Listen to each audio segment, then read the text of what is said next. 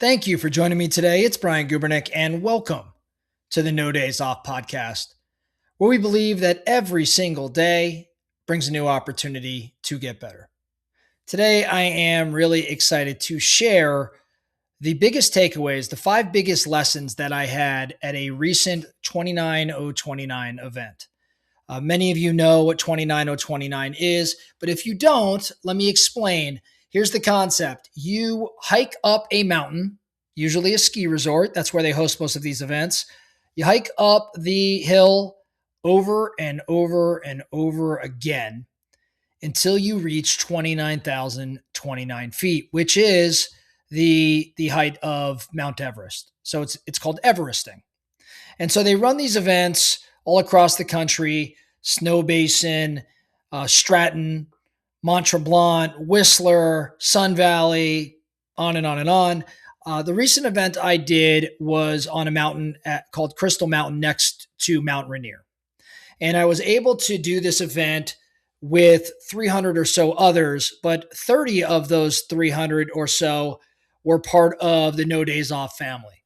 So they're part of the various companies that I am part of, or they're just fans of the No Days Off movement. And so we went and did this event, and you have 36 hours to get the job done. You walk up, but then you gondola down, and it's hard. It's hard as hell.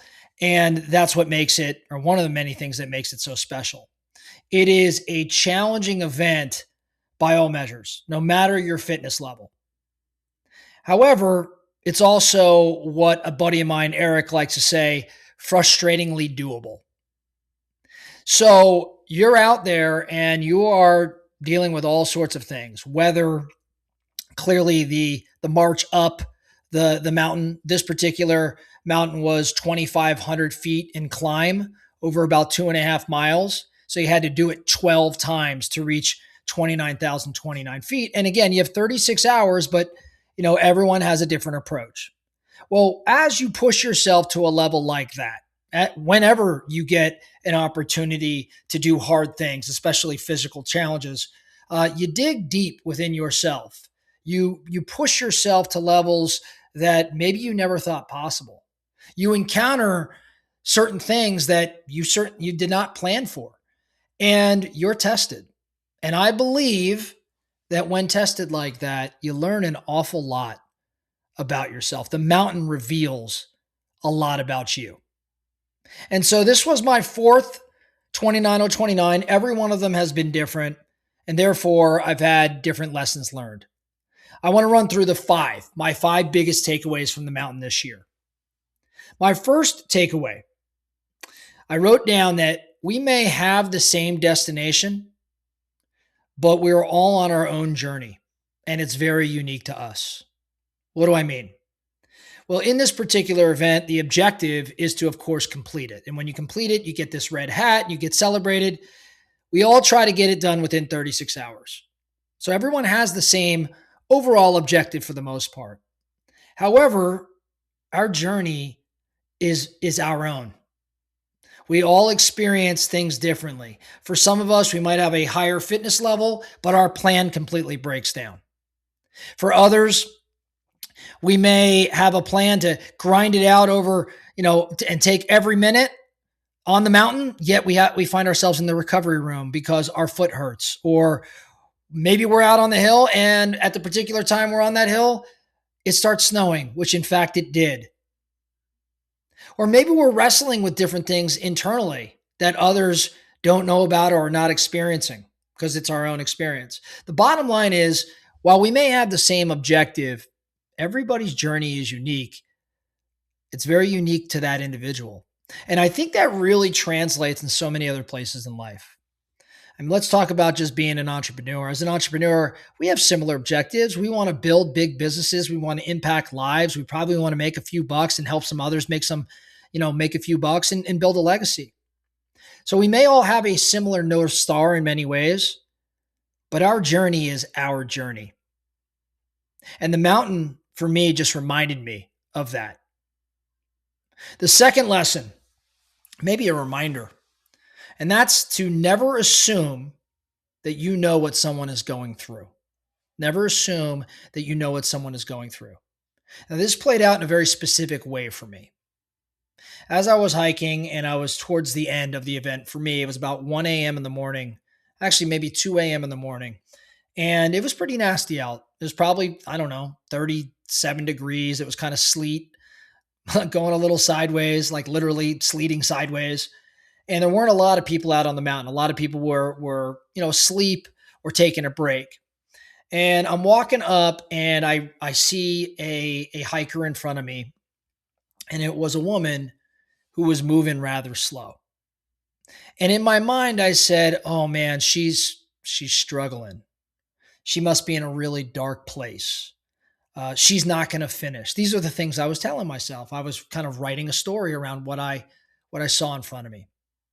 And I caught up to her, and I thought, you know what? She probably needs some encouragement, or she needs, someone to talk to. And I said, kind of nonchalantly, or try to be somewhat happy or in a positive spirit. And I said, "How are we doing?" And she looked at me and she said, "Fine. Now I moved out of the way so you can keep on going right by me." And I had to laugh because clearly she wanted nothing to do with me. But I had assumed here's this woman that's struggling and she needs me and she needs my help or whatever it may be. The truth is, she just needed me to get the hell out of her way. And so I did. And what do you think happened? Probably 16 hours later. Yeah, probably. It was probably about 16 hours later. There that woman was completing the event. I had believed that she was suffering. I had told this story to myself based on my observation that she needed help. And the reality is she was probably executing her plan. And what she really needed was some clown like me to not bother her. Never assume that you know what someone is going through, be it a great thing or a negative thing. Always be a little bit more open-minded and inquisitive. Number 3, I wrote down find your accountability. What do I mean when I say that? Uh, for me, this is how it played out. I'm hiking and I'm on, you have to do 12, as I mentioned earlier. And I was on number 9. And I decided when I finished 9 that I was going to go take a shower, warm up, probably put clothes back on, go out and do one more. And then I decide, do I want to stay out and finish this over the next, call it 4 to 5 hours, or will I go take a, I guess a nap, you would call it, and get up early in the morning and finish out. And as I went back and got showered and warmed up, was putting clothes on, I called my family. I FaceTime my family, and my youngest daughter, Katie, who's been on no days off before, picks up. And she says, "How's it going?" I said, "It's good." She goes, "Well, why are you not, if it's good, why are you not on the mountain?" And I'm like, "Well, I was cold, Katie, and I'm here getting changed." And she says, "Well, cold is just a mindset." So here is this kid repeating back to me basically the stuff I say to her. "Why are you not on the mountain? Cold is just a mindset." Then she says, "Well, did someone already finish? Can you win?" I said, "Well, there was a guy who was really fast. He already finished." She said, "Okay, well, who's second?" I said, "Oh, well, I met this guy. He's ahead of me and he's likely finishing up." She said, "Well, what about third?" And I said, "Third's probably available still." And she said, "Well, guess you better get back on the mountain." This is my 13-year-old talking trash to me.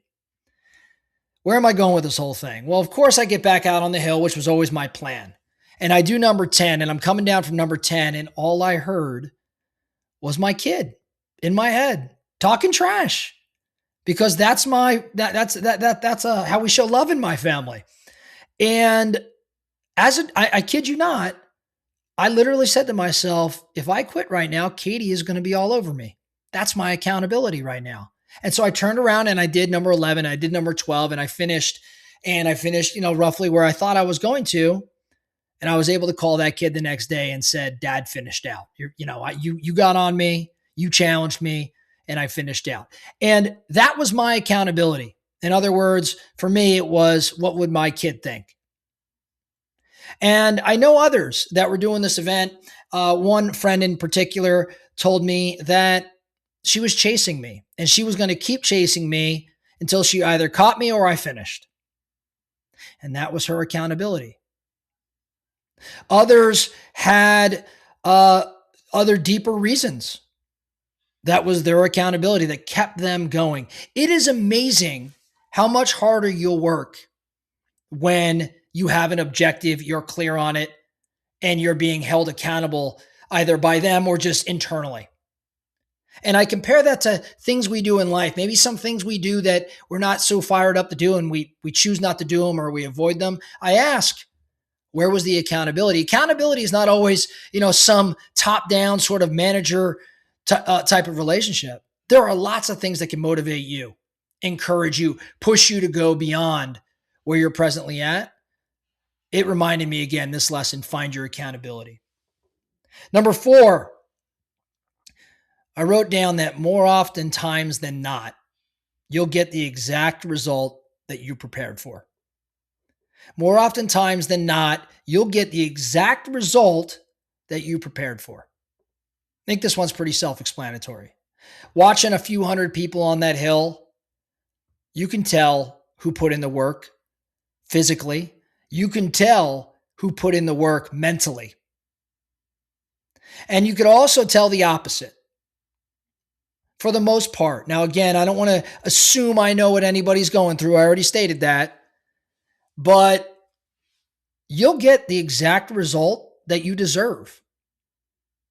And this hill reveals it. So does so much in entrepreneurship and business.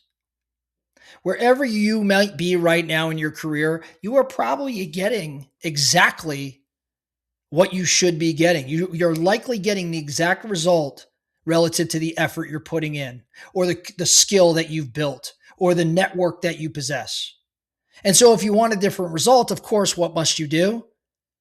Well, you got to prepare differently. You've got to put in a different level of work. You have to fix certain components of that mindset so that you have greater resiliency or whatever it may be. You are going to get exactly what it is you prepared for.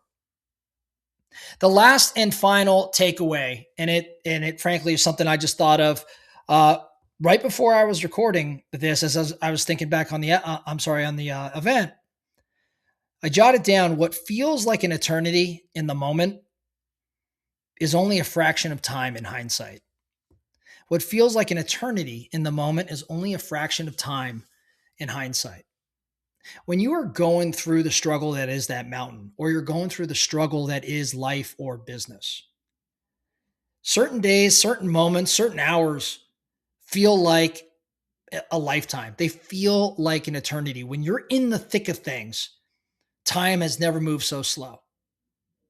But at some moment in the future, you're going to reflect back on that moment that, again, felt like an eternity, and it's just going to be a blip. It's just going to be a fraction of time. It's not all that much in hindsight. Here I am today recording this episode, having just completed the event 24 or so hours ago. And I remember in the middle of that event thinking, is this thing going to ever end? Is this challenge going to ever stop? Is this rain going to stop pelting me? Like, am I going to ever stop being cold? Every step I took felt like I was moving like literally nowhere, like I was in cement. It felt like eternity. But here I am a day later, and I'm like, man, that wasn't really that long of a deal. I mean, I was out there for, call it, I don't know, 23 hours or something like that. Others were out there for literally 36 straight hours. And even for them, they're going to look back at that moment one day and say, gosh, it wasn't that bad. It wasn't that long. I in my personal life, when I think back to when the real estate market collapsed in 2007, 8-ish timeframe, 6, 7, 8 here in Phoenix, every day was a grind. It was the longest day. Every day was the longest day of my life. When I'm meeting with bankruptcy attorneys or trying to figure out how to keep the utilities on. But when I look back on that time, not only am I grateful that I had that experience, it didn't seem that bad. It didn't seem that long. It wasn't all that, much of a grind. Reality is, yeah, it was. But in hindsight, it was wasn't even a chapter.